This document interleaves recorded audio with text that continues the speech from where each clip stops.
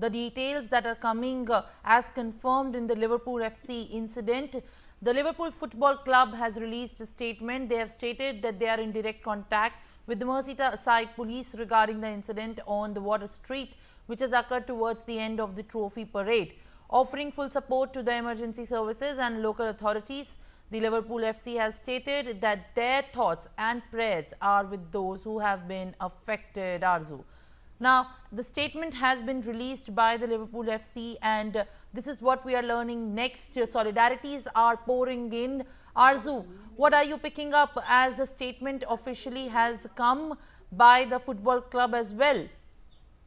Well, yes, the statement from the Liverpool FC says that, they are in direct contact with the Merseyside police regarding the incident on the Water Street, which happened towards the end of the trophy parade earlier, in the evening yesterday. And they also said that our thoughts and prayers are with those who have been affected by this serious incident. And we will continue to offer all our support to the emergency services and also local authorities who are dealing with this incident. And in fact, the member of the Liverpool, Liam Robinson, has also said that, the episode that cast a very dark shadow on what's been a joyous day for the city, had pledged to provide more information when it's appropriate to do so.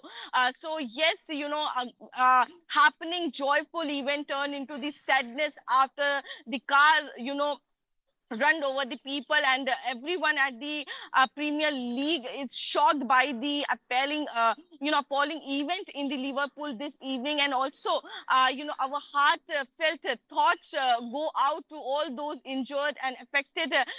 We have been in contact with the Liverpool FC and have offered all our support following this serious incident. This is what the statement that is being given by the Liverpool FC.